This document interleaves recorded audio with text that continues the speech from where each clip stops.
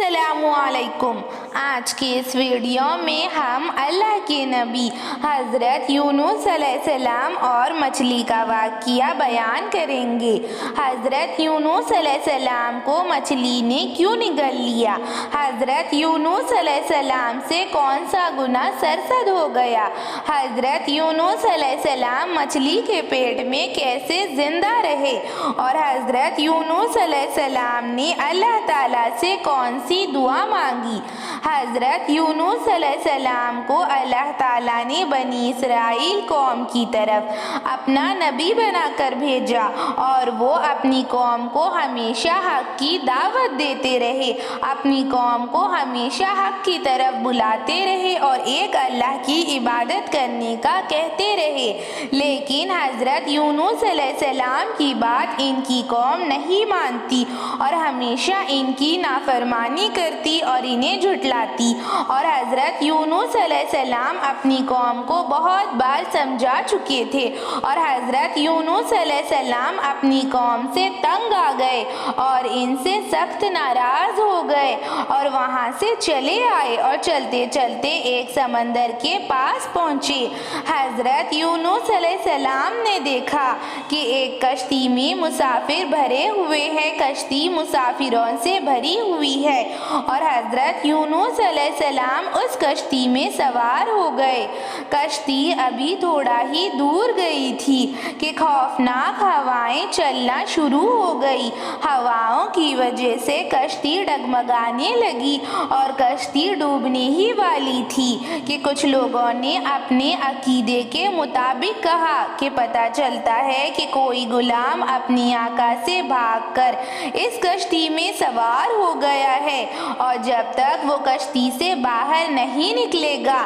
جب تک ہمیں اس مصیبت سے نجات نہیں مل سکتی۔ یہ بات سن کر حضرت یونس علیہ السلام سوچ میں پڑ گئے کہ میں بھی اپنے اللہ کے حکم کا انتظار کیے بغیر وہاں سے چلا آیا اور اللہ کی وحی آنے سے پہلے میں وہاں سے نکل آیا، اور میں بھی تو اپنے مالک کائنات سے بھاگ کر آیا ہوں، میں ہی وہ وہی غلام ہوں جو اپنے آقا سے بھاگ کر آیا ہوں، اور شاید میرا اللہ مجھ سے ناراض ہو گیا ہے اور میری یہ ادا اللہ تعالیٰ کو ناپسند آ گئی ہے۔ اور پھر حضرت یونس علیہ السلام نے ملاحوں سے کہا کہ میں ہی وہی غلام ہوں جو اپنے آقا سے بھاگ کر کشتی میں سوار ہو گیا ہوں۔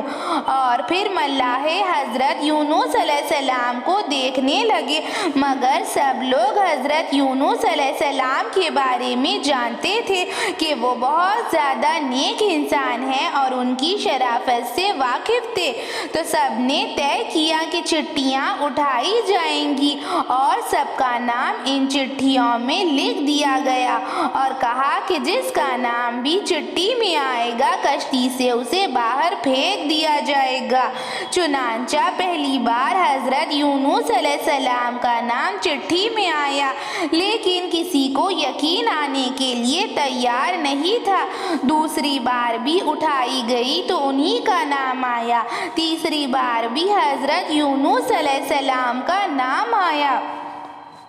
لوگ سوچنے لگے کہ اب انہیں حضرت یونس علیہ السلام کو باہر نکالنا پڑے گا، تو حضرت یونس علیہ السلام نے خود ہی کشتی کے باہر چھلانگ لگا دی، اور پھر اللہ تعالیٰ نے ایک بڑی مچھلی کو حکم دیا کہ حضرت یونس علیہ السلام کو زندہ اور صحیح سلامت نگل لو،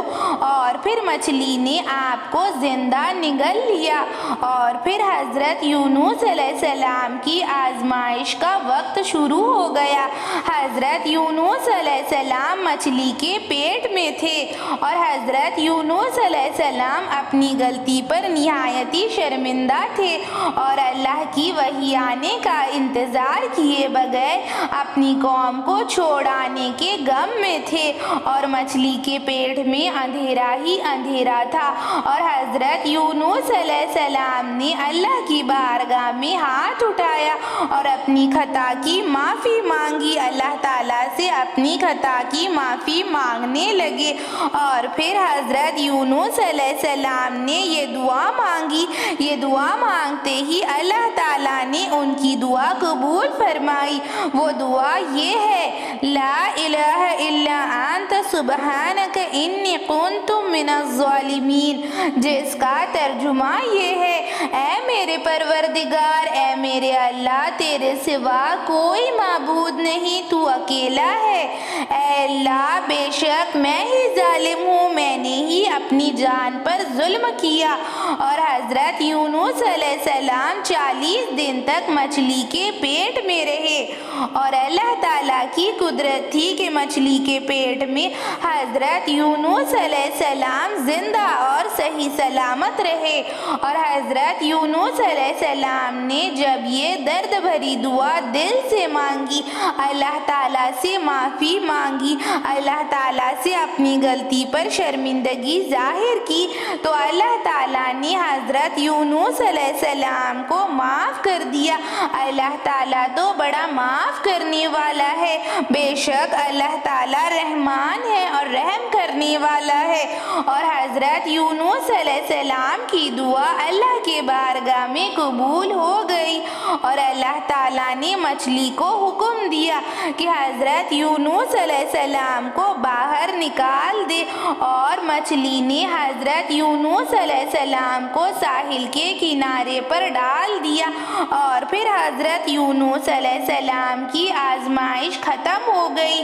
اللہ تعالیٰ نے اس آزمائش سے حضرت یونس علیہ السلام کو نجات عطا فرمائی، اور جب آپ مچھلی کے پیٹ سے باہر آ گئے تو آپ کی حالت بہت زیادہ کمزور ہو گئی تھی، اور آپ بہت زیادہ دبلے ہو گئے تھے، آپ کے اندر تھوڑی سی طاقت بھی نہیں تھی۔ تو اللہ تعالیٰ نے ان کے قریب ایک بیل اگائی، اور آپ وہاں آرام کرنے لگے، اور پھر تھوڑے دن وہیں پر رہے، اور بیل میں سے کدو نکلا، اور کدو کھانے کی وجہ سے اللہ تعالیٰ نے آپ کو کدو کے ذریعے صحت اور تندرستی عطا فرمائی، اور کدو کھانا سنت ہے۔ ہمارے نبی کریم صلی اللہ علیہ وسلم کو کدو بہت زیادہ پسند ہے، تو کدو کا اپنے کھانے میں استعمال ضرور کرے، یہ ہمارے نبی کریم صلی اللہ علیہ وسلم کی سنت ہے۔ حضرت یونس علیہ السلام نے جب کدو کھایا تو اللہ تعالیٰ نے انہیں صحت اور تندرستی عطا فرمائی، اور حضرت یونس علیہ السلام پہلے کی طرح صحت مند ہو گئے، اور پھر وہ بیل سوکھنے لگی، اور پھر وہ بیل پوری طرح سوکھ گئی، تو حضرت یونس علیہ السلام بہت زیادہ ناراض ہو گئے، اور اللہ تعالیٰ سے کہنے لگے، اے اللہ، یہ بیل تو سوکھ گئی، میں اس بیل سے بہت زیادہ محبت کرتا تھا۔ اور حضرت یونس علیہ السلام نے اللہ تعالیٰ سے ارشاد فرمایا، اے اللہ، یہ بیل کو پھر سے سرسبز و شاداب کر دے۔ تو اللہ تعالیٰ نے ارشاد فرمایا، اے یونس، یہ بیل کچھ ہی دنوں میں تم سے محبت ہو گئی، اور تم اس سے محبت کرنے لگے، اور سوچو کہ میں اپنے انسانوں سے، میں اپنی مخلوق سے کتنی محبت کرتا ہوں گا، اور تم ان کے لیے بد دعا کر رہے تھے، اور بد دعا کر کے وہاں سے چلے آئے۔ اور پھر اللہ تعالیٰ نے حضرت یونس علیہ السلام سے کہا کہ جاؤ بنی اسرائیل کی طرف اور اپنی قوم کو حق کی طرف بلا،